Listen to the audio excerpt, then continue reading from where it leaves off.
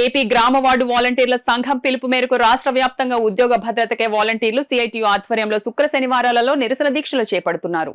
Kakinada collectorate వద్ద CITU ఆధ్వర్యంలో వాలంటీర్ల దీక్షలను సిఐటియు జిల్లా కోశాధికారి మలకా రమణ ప్రారంభించారు. ఈ నిరసన దీక్షలకు ఉభయ గోదావరి జిల్లాల పట్టభద్రుల ఎమ్మెల్సీ ఇళ్ల వెంకటేశ్వరరావు మద్దతు తెలియజేసి మాట్లాడుతూ తక్షణం వాలంటీర్లందరినీ రెన్యువల్ చేసి 10,000 వేతనం చెల్లించాలని, 6 నెలల బకాయి వేతనాలు చెల్లించాలని డిమాండ్ చేశారు. ఈ దీక్షలను సిఐటియు జాతీయ ఉపాధ్యక్షురాలు జి బేబీరాణి నిమ్మరసం ఇచ్చి మొదటి రోజు విరమింపజేశారు. యూటీఎఫ్ జిల్లా అధ్యక్షులు నగేష్ వాలంటీర్ల పోరాటానికి మద్దతు తెలియజేశారు. V Chittitalli, T Asha, V Prashanti, J Ramayyamma, CH Apparao, SK Ayesha Begum, K Durga, R Satya Soundarya, R Varalakshmi, A Prakash, V Srinu తదితరులు దీక్షల్లో పాల్గొన్నారు. హామీని తొంగలో తొక్కే పని ప్రభుత్వం ఇప్పటికీ అమలు చేయలేదు. 7 నెలల కాలం అవుతుంది అధికారంలోకి వచ్చి. 7 నెలల నుంచి వీళ్ళకి నయా పైసా కూడా వేతనం లేదు. అదేవిధంగా మరొక అంశం ఏంటంటే వీళ్ళని కొనసాగిస్తామని చెప్పినటువంటి వాళ్ళు ఇప్పటికే విధుల్లో తీసుకోకుండా గాల్లో పెట్టడం అనేది చాలా దారుణం. మేము రాష్ట్ర ప్రభుత్వాన్ని ఒకటే చెప్తున్నాం, రాష్ట్రంలో 2,60,000 మంది వాలంటీర్లు ఉంటే వీళ్ళందరినీ కొనసాగించే పని చేయాలి. కొత్త ఉద్యోగాలు తీసుకొస్తామని చెప్తున్నారు.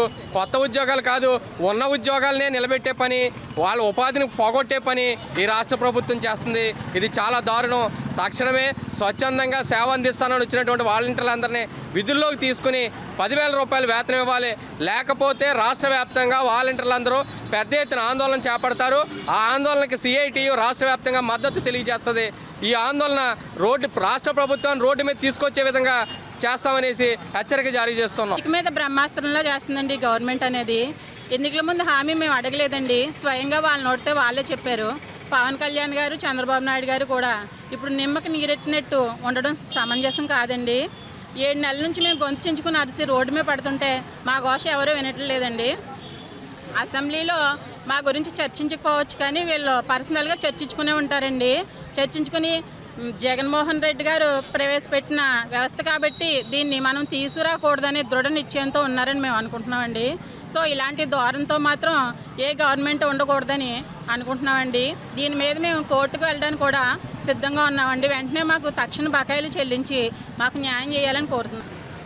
ఇచ్చేది 5,000 అయినా గత ప్రభుత్వంలో ఇచ్చిన 5,000కి మేము ఎంత సేవ చేయడానికి ఆనందపడి ఇచ్చేది 5,000 అయినా సరిపెట్టుకొని చేశాం సార్.